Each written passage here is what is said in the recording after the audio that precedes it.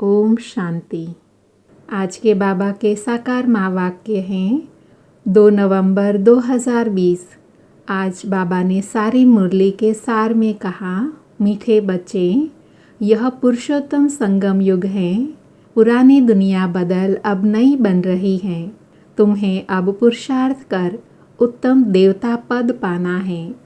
आज बाबा ने मुरली में प्रश्न पूछा, सर्विसेबल बच्चों की बुद्धि में कौन सी बात सदैव रहती है?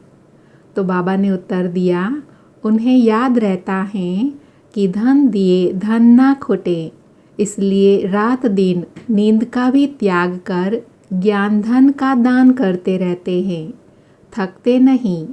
लेकिन अगर खुद में कोई अवगुण होगा तो सर्विस करने का भी उमंग नहीं आ सकता। ओम शांति। मीठे मीठे रूहानी बच्चों प्रति बाप बैठ समझाते हैं। बच्चे जानते हैं परम पिता शिव बाबा रोज़ रोज़ समझाते हैं। जैसे रोज़ रोज़ टीचर पढ़ाते हैं, बाप सिर्फ शिक्षा देंगे, संभालते रहेंगे, क्योंकि बाप के घर में ही बच्चे रहते हैं, माँ बाप साथ रहते हैं। यहाँ तो यह वंडरफुल बात है, रूहानी बाप के पास तुम रहते हो।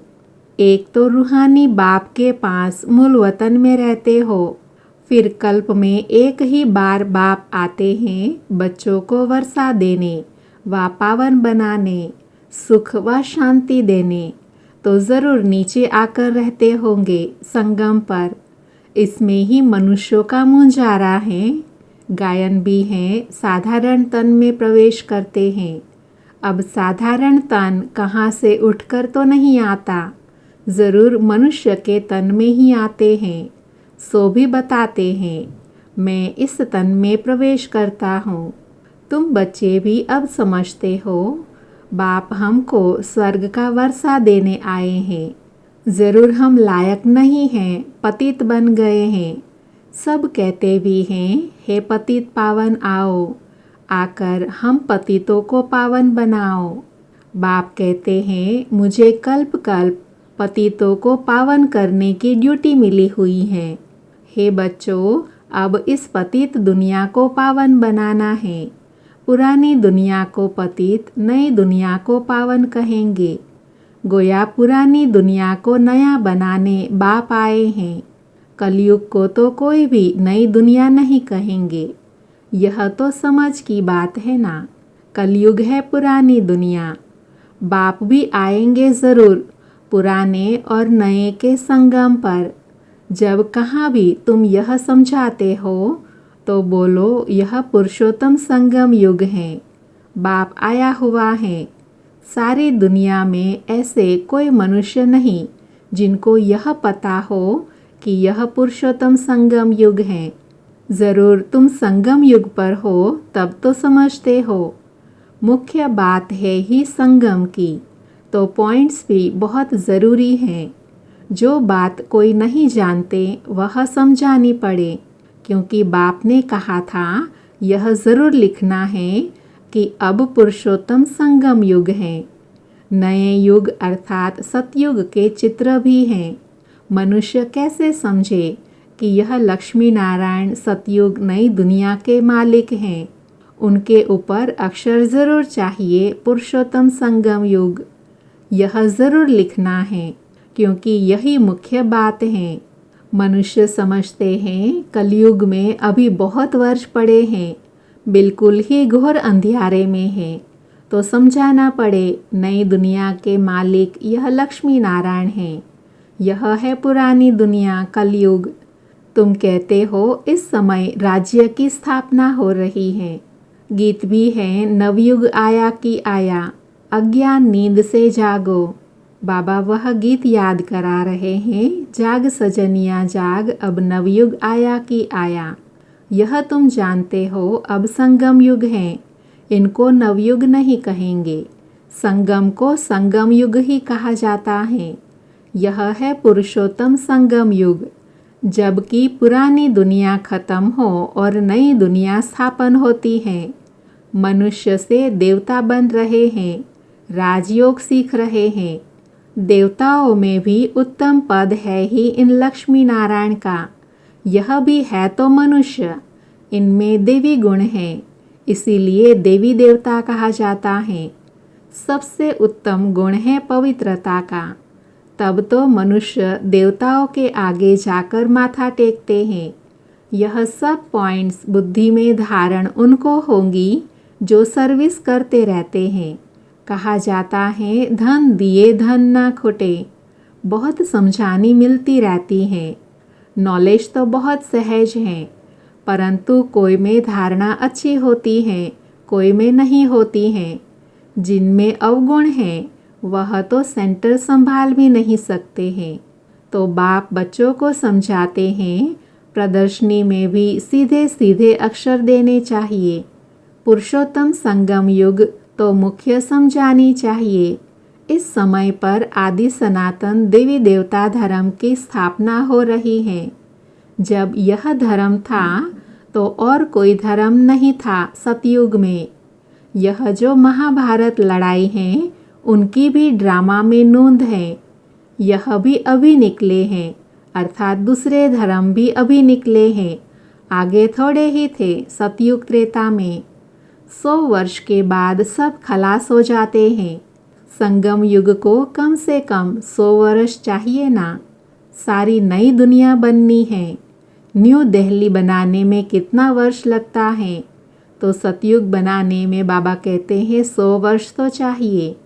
तुम समझते हो भारत में ही नई दुनिया होती है, फिर पुरानी खलास हो जाएंगी। कुछ तो रहती है ना, प्रलय तो होती नहीं। यह सब बातें बुद्धि में हैं। अभी है संगम युग। नई दुनिया में ज़रूर यह देवी देवता थे, फिर यही होंगे। यह है राजयोग की पढ़ाई। अगर कोई डिटेल में नहीं समझा सकते तो सिर्फ एक बात बोलो, परमपिता परमात्मा जो सबका बाप हैं, उनको तो सब याद करते हैं। वह हम सब बच्चों को कहते हैं तुम पतित बन पड़े हो, पुकारते भी हो हे पतित पावन आओ। बरोबर कलयुग है पतित, बरोबर कलयुग में है पतित, सतयुग में पावन होते हैं। अब परम पिता परमात्मा कहते हैं देह सहित यह सब पतित संबंध छोड़ माम एकम याद करो तो पावन बन जाएंगे। यह गीता के अक्षर ही हैं। है भी गीता का युग संगम युग। गीता संगम पर ही गाई हुई थी, जबकि विनाश हुआ था। बाप ने राजयोग सिखाया था। राजाई स्थापन हुई थी, फिर ज़रूर होंगी। यह सब रूहानी बाप समझाते हैं ना। चलो इस तन में न आए ब्रह्मा बाबा के शरीर में, तो और कोई में भी आए। समझानी तो बाप की है ना। हम इनका तो नाम लेते नहीं, हम तो सिर्फ बतलाते हैं। बाप कहते हैं मुझे याद करो तो तुम पावन बन और मेरे पास आ जाएंगे परम धाम। कितना सहज है। सिर्फ मुझे याद करो और 84 के चक्र का ज्ञान बुद्धि में हो। जो धारणा करेगा वह चक्रवर्ती राजा बनेगा। यह मैसेज तो सब धर्म वालों के लिए है। घर तो सबको जाना है। हम भी घर का ही रास्ता बताते हैं। पादरी आदि कोई भी हो, तुम उनको बाप का संदेश दे सकते हो। तुमको खुशी का बहुत पारा चढ़ना चाहिए। परमपिता परमात्मा कहते हैं माम एकम याद करो तो तुम्हारे विक्रम विनाश होंगे। सबको यही याद कराओ। बाप का पैगाम सुनाना ही नंबर 1 सर्विस है। गीता का युग भी अब है। बाप आए हैं, इसलिए वही चित्र शुरू में रखना चाहिए। बाबा संगम युग के चित्र की बात कर रहे हैं। जो समझते हैं हम बाप का पैगाम दे सकते हैं, तो तैयार रहना चाहिए। दिल में आना चाहिए हम भी अंधों की लाठी बने। यह पैगाम तो कोई को भी दे सकते हो। बीके का नाम सुनकर ही डरते हैं। बोलो हम सिर्फ बाप का पैगाम देते हैं। परमपिता परमात्मा कहते हैं मुझे याद करो बस। हम किसी की ग्लानि नहीं करते। बाप कहते हैं माम एकम याद करो, मैं ऊंचे ते ऊंच पतित पावन हूँ, मुझे याद करने से तुम्हारे विक्रम विनाश होंगे। यह नोट करो, यह बहुत काम की चीज़ है। हाथ पर व बाह पर अक्षर लिखाते हैं ना। बाबा एग्जाम्पल दे रहे हैं, हाथ पर व बाह पर अक्षर लिखाते हैं ना, यह भी लिख दो कि शिव बाबा को याद करो तो विक्रम विनाश होंगे। इतना सिर्फ बताया तो भी रहम दिल कल्याणकारी बने। अपने से प्रण करना चाहिए, सर्विस जरूर करनी है, फिर आदत पड़ जाएंगी सर्विस करने की। यहाँ भी तुम समझा सकते हो, चित्र दे सकते हो। यह है पैगाम देने की चीज़। लाखों बन जाएंगे, घर घर में जाकर पैगाम देना है। पैसा कोई दे न दे, बोलो बाप तो है ही गरीब निवास, हमारा फ़र्ज़ है घर घर में पैगाम देना।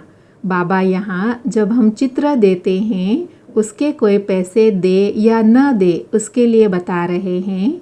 यह बाप दादा इनसे यह वर्षा मिलता है, 84 जन्म यह लेंगे, इनका यह अंतिम जन्म है। हम ब्राह्मण हैं सो फिर देवता बनेंगे। ब्रह्मा भी ब्राह्मण हैं, प्रजापिता ब्रह्मा अकेला तो नहीं होगा ना, ज़रूर ब्राह्मण वंशी भी होंगे ना। ब्रह्मा सो विष्णु देवता, ब्राह्मण है चोटी, वही देवता क्षत्रिय वैश्य शूद्र बनते हैं। कोई तो ज़रूर निकलेगा जो तुम्हारी बातों को समझेगा। पुरुष भी सर्विस कर सकते हैं। सवेरे उठकर मनुष्य जब दुकान खोलते हैं तो कहते हैं सुबह का साईं। तुम भी सवेरे सवेरे जाकर बाप का पैगाम सुनाओ, बोलो तुम्हारा धंधा बहुत अच्छा होगा। तुम साईं अर्थात शिव बाबा को याद करो तो 21 जन्मों का वर्षा मिलेगा। अमृत वेले का टाइम अच्छा होता है। आजकल कारखानों में माताएं भी बैठकर काम करती हैं। यह बैज भी बनाना बहुत सहज है। तुम बच्चों को तो रात दिन सर्विस में लग जाना चाहिए, नींद हराम कर देनी चाहिए। बाप का परिचय मिलने से मनुष्य धन के बन जाते हैं। तुम किसी को भी पैगाम दे सकते हो। तुम्हारा ज्ञान तो बहुत ऊंचा है, बोलो हम तो एक बाप को याद करते हैं। क्राइस्ट की आत्मा भी उनका बच्चा है, शिव बाबा का। आत्माएं तो सब उनके बच्चे हैं। वही गॉड फादर कहते हैं कि और कोई भी देहधारियों को याद मत करो, तुम अपने को आत्मा समझ माम एकम याद करो तो तुम्हारे विक्रम विनाश हो जाएंगे, मेरे पास आ जाएंगे। मनुष्य पुरुषार्थ करते ही हैं घर जाने के लिए, परंतु जाता कोई भी नहीं। देखा जाता है बच्चे बहुत ठंडे हैं, इतनी मेहनत पहुंचती नहीं, बहाना करते रहते हैं। इसमें बहुत सहन भी करना पड़ता है। धर्म स्थापक को कितना सहन करना पड़ता है। क्राइस्ट के लिए भी कहते हैं उनको क्रॉस पर चढ़ाया। तुम्हारा काम है सबको संदेश देना। उसके लिए युक्तियाँ बाबा बतलाते रहते हैं। कोई सर्विस नहीं करते हैं तो बाबा समझते हैं धारणा नहीं है। बाबा राय देते हैं कैसे पैगाम देना है। ट्रेन में भी तुम यह पैगाम दे सकते हो। तुम जानते हो हम स्वर्ग में जाते हैं, कोई शांति धाम में भी जाएगा ना। रास्ता तो तुम ही बता सकते हो। तुम ब्राह्मणों को ही जाना चाहिए सेवा के लिए, है तो बहुत सहज। ब्राह्मणों को कहाँ तो रखेंगे ना। जैसे देवता अर्थात मुख, क्षत्रिय अर्थात बाहें, शूद्र अर्थात पेट और वैश्य अर्थात पाँव। तो बाबा कहते हैं इसमें ब्राह्मणों को तो कहाँ रखना चाहिए ना, अर्थात ब्राह्मणों को सबसे ऊंचा रखते हैं, चोटी उसकी निशानी है। तो प्रजापिता ब्रह्मा की औलाद तो ज़रूर होंगे ना। आदि में है ही ब्राह्मण अर्थात संगम पर। तुम ब्राह्मण हो ऊंचे ते ऊंच, वह ब्राह्मण है कुख वंशावली। ब्राह्मण तो ज़रूर चाहिए ना, नहीं तो प्रजापिता ब्रह्मा के बच्चे ब्राह्मण कहाँ गए। लौकिक ब्राह्मणों को तो तुम बैठ समझाओ तो वह जट समझ जाएंगे। बोलो तुम भी ब्राह्मण हो, हम भी अपने को ब्राह्मण कहलाते हैं। अब बताओ तुम्हारा धर्म स्थापन करने वाला कौन? ब्रह्मा के सिवाय कोई नाम ही नहीं लेंगे। तुम ट्राई करके देखो। ब्राह्मणों के भी बहुत बड़े बड़े कुल होते हैं। पुजारी ब्राह्मण तो ढेर हैं। अजमेर में ढेर बच्चे जाते हैं। कभी कोई ने समाचार नहीं दिया कि हम ब्राह्मणों से मिले। उनसे पूछा तुम्हारा धर्म स्थापन करने वाला कौन? ब्राह्मण धर्म किसने स्थापन किया? तुमको तो मालूम है सच्चे ब्राह्मण कौन है। तुम बहुतों का कल्याण कर सकते हो। यात्राओं पर भगत भी जाते हैं। यह चित्र तो बहुत अच्छा है लक्ष्मी नारायण का। तुमको मालूम है जगदम्बा कौन है, लक्ष्मी कौन है। ऐसे ऐसे तुम नौकरों भिलनियों आदि को भी समझा सकते हो। तुम्हारे बिगर तो कोई है नहीं जो उनको सुनाए। बहुत रहम दिल बनना है। बोलो तुम भी पावन बन पावन दुनिया में जा सकते हो। अपने को आत्मा समझो, शिव बाबा को याद करो। शौक बहुत होना चाहिए किसी को भी रास्ता बताने का। जो खुद याद करते होंगे वह दूसरों को याद कराने का पुरुषार्थ करेंगे। बाप तो नहीं जाकर बात करेंगे। यह तो तुम बच्चों का काम है। गरीबों का भी कल्याण करना है।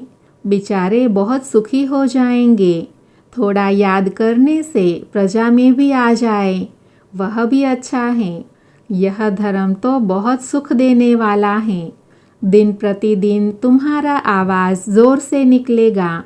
सबको यही पैगाम देते रहो। अपने को आत्मा समझ बाप को याद करो। तुम मीठे मीठे बच्चे पद्मा पदम भाग्यशाली हो।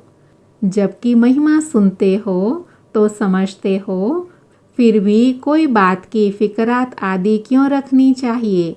यह है गुप्त ज्ञान, गुप्त खुशी। तुम हो इनकॉग्निटो वॉरियर्स, गुप्त सेना। तुमको अननोन वॉरियर्स कहेंगे और कोई अननोन वॉरियर्स हो नहीं सकते।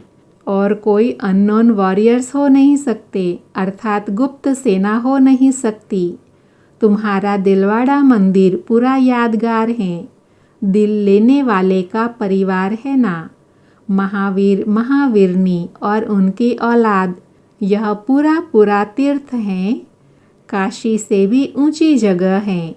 बाबा कहते हैं काशी से भी ऊंची जगह है यह दिलवाड़ा मंदिर। अच्छा, मीठे मीठे सिके लधे बच्चों प्रति माता पिता बाप दादा का याद प्यार और गुड मॉर्निंग। रूहानी बाप की रूहानी बच्चों को नमस्ते। हम रूहानी बच्चों की रूहानी माता पिता बाप दादा को याद प्यार गुड मॉर्निंग और नमस्ते। आज बाबा ने सारी मुरली में धारणा के लिए सार कहा। उसमें पहला है घर घर में जाकर बाप का पैगाम देना है। सर्विस करने का प्रण करो। सर्विस के लिए कोई भी बहाना मत करो। दूसरा है किसी भी बात की फिक्रात नहीं करनी है। गुप्त खुशी में रहना है। किसी भी देहधारी को याद नहीं करना है। एक बाप की याद में रहना है। आज बाबा ने वरदान दिया, परिस्थितियों को गुड लक समझ अपने निश्चय के फाउंडेशन को मजबूत बनाने वाले अचल अडोल भव। वरदान का डिटेल है, कोई भी परिस्थिति आए तो आप हाई जंप दे दो क्योंकि परिस्थिति आना गुड लक है। यह निश्चय के फाउंडेशन को मजबूत करने का साधन है। आप जब एक बार अंगद के समान मजबूत हो जाएंगे तो यह पेपर भी नमस्कार करेंगे। पहले विकराल रूप में आएंगे और फिर दासी बन जाएंगे। चैलेंज करो, हम महावीर हैं। जैसे पानी के ऊपर लकीर ठहर नहीं सकती, ऐसे मास्टर सागर के ऊपर कोई परिस्थिति वार कर नहीं सकती। स्वस्थिति में रहने से अचल अडोल बन जाएंगे। आज का स्लोगन है, नॉलेजफुल वह है जिसका हर कर्म श्रेष्ठ और सफल हो। ओम शांति।